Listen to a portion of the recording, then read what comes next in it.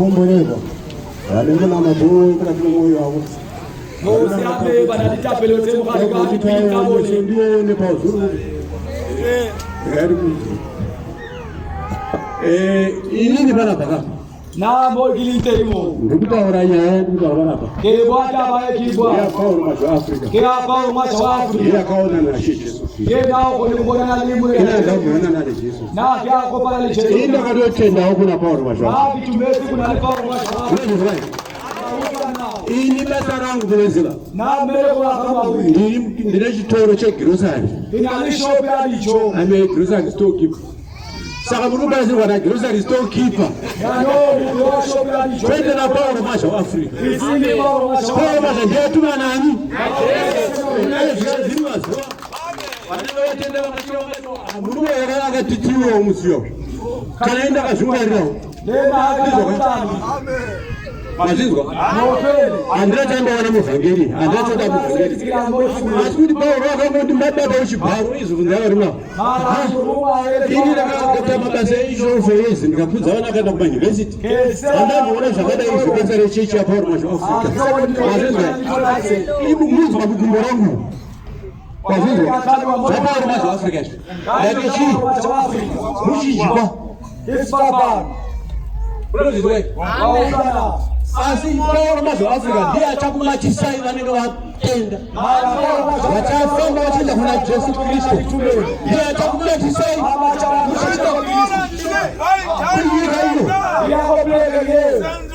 ndiye akatumana Jesu Rinari watu watusa. Ani Paulo mazalino kutsambeke 20 February. Paulo watu bakiru. He create Africa.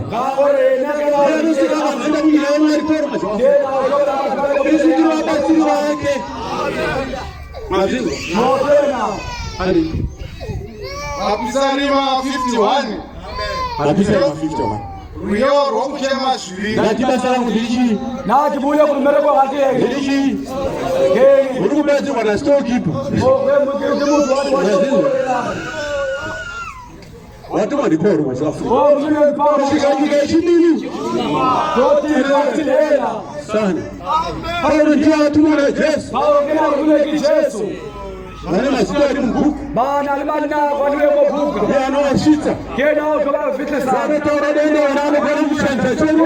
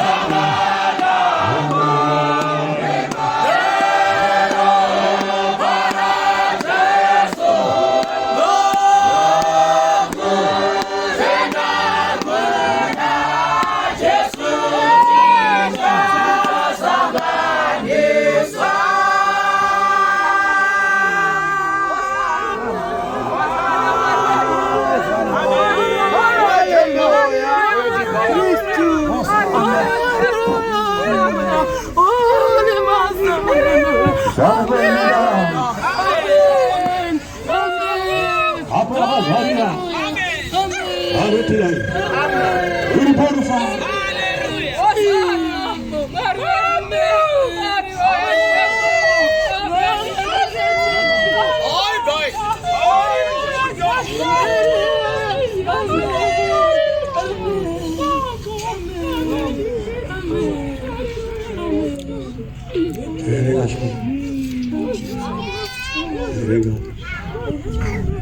Mambo Chapizarima 51 Uyo rokuchema zvi Kutunamiri rokuima Chapizarima la Davidi Wamwa yakasika mprofita Natani kwaari Iya apindira kuna Batsheba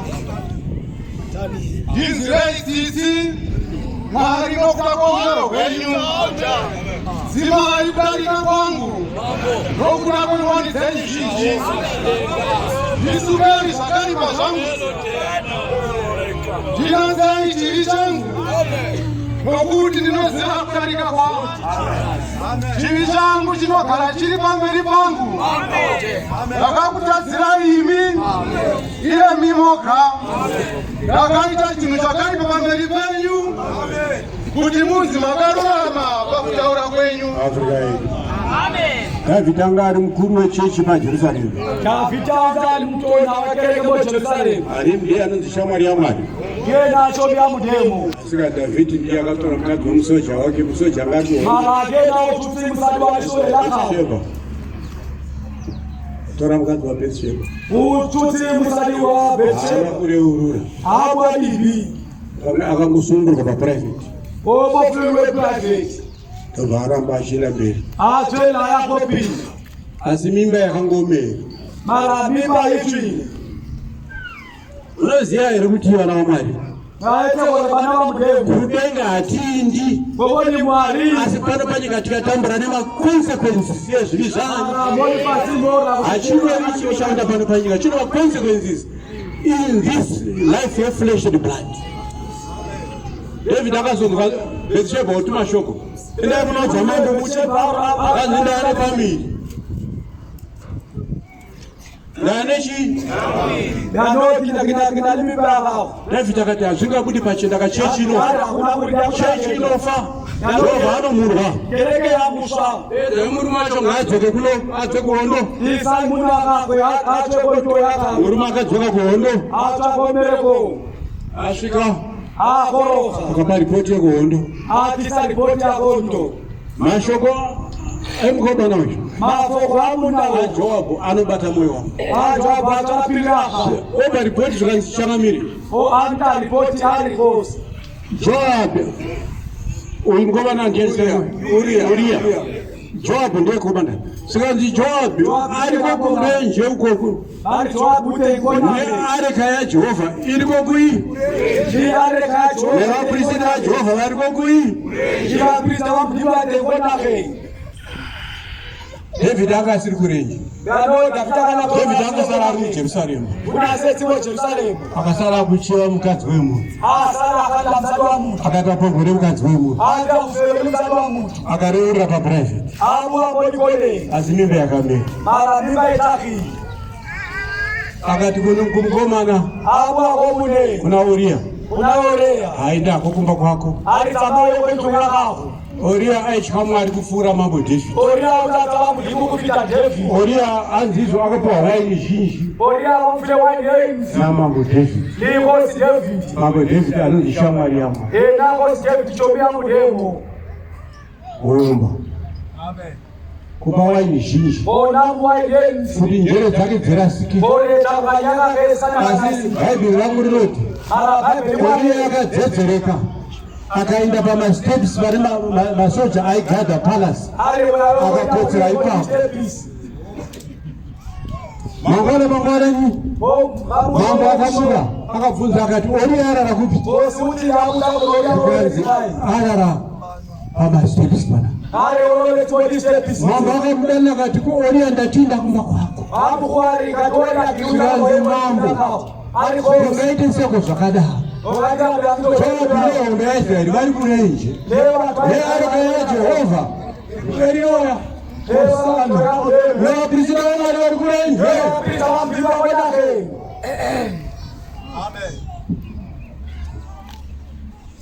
akanzi ngaswele akarara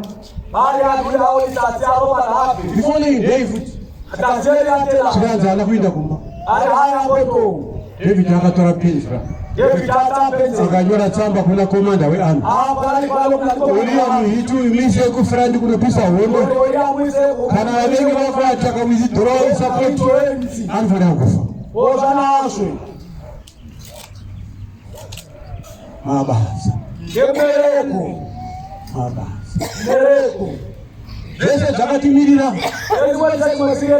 pamberi pani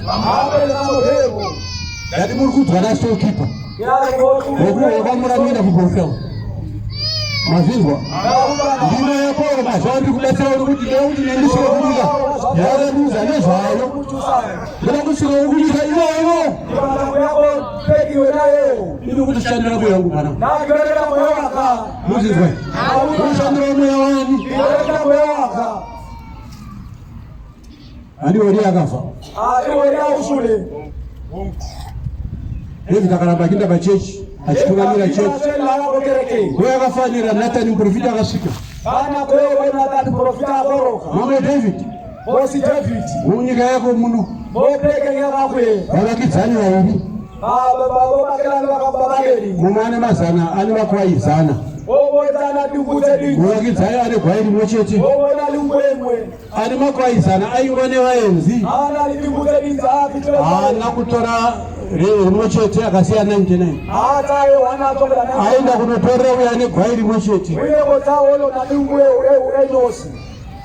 handiti kana vatungamiri vachitonga vana vadiki anenge aita upombwe anonzi ukaita upombwe neniwe nevakurwa kana ari mwana muduku ukapomborana niwe kana ari mumwe avaita upombwe vanozikisira kuchokwadi ichocho ndakazoona kubhowera iyi pane mukereke mumwe mvangeri akauya pamuna madokitani ndobva asumuka ndobva aina mberi aine gerezi rakazvindokurira mwari andiri gereni ndakaita upombwe ndobva mwacho vambotsikisira zvakunaka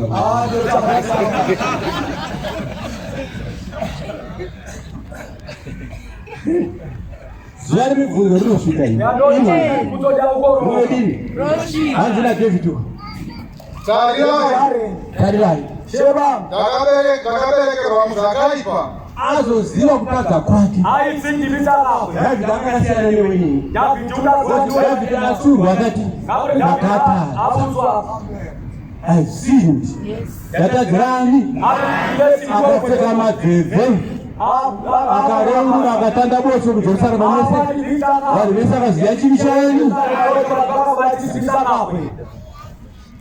mai vangu vakandigamuchira muzvivi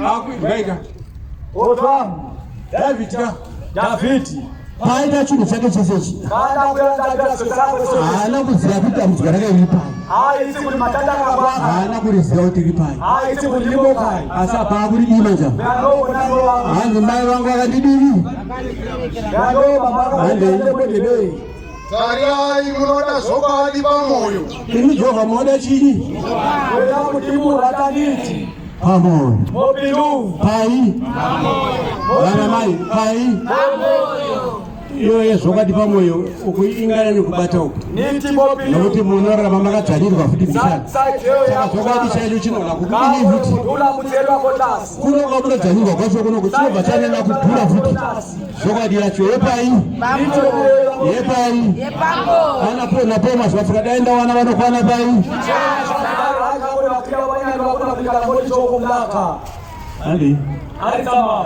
munoda kundidzidzisa uchenjeri mukati makavanda ini Jehovha munoda kundidzidzisa uchenjeri mukati makavanda mumwoyo mani ndinatsei nehisopu Jehovha ndigezei ndiwe wakanaka ndishambidzei ndichene kupfuura mazaya echando ndichene kupfuura mazaya echando Yinzikiseni mufaro ndeno moyo mchena. Ndiye moyo mchena. Kuti mafupa makwana afare. Kuti mafupa makapanya afare. Ole mafupa matuletu yakone kutaba. Hapo makandu kakanzi. Mutwena. Ndisikire moyo mucha. Ndisikire moyo mucha. Ndilepilecha. Nemwe yakarura. Ni moyo osiame. Chirungo chewa that create a new heart in me or not. And renew a right spirit within me. Lizoka. Alivyo. Bizonana. Verse 10. Vanzira izvi zvangu chiso chenu. Zimai dzakaipa zvangu zvose. Tsikai mukati mangu mwoyo wakachena Mwari. Ole anobvunza ino. Emati batakuta kuzo. Kuti mwoyo iyoyo. Ole pilio naye. Unoda kuti munhu agare pasango mazuva mangani achichemera mwoyo iwoyo. Acheme zvonzi kwanani? Mazuva mangani? Mavhiki mangani? Makore mangani? Kwasara makore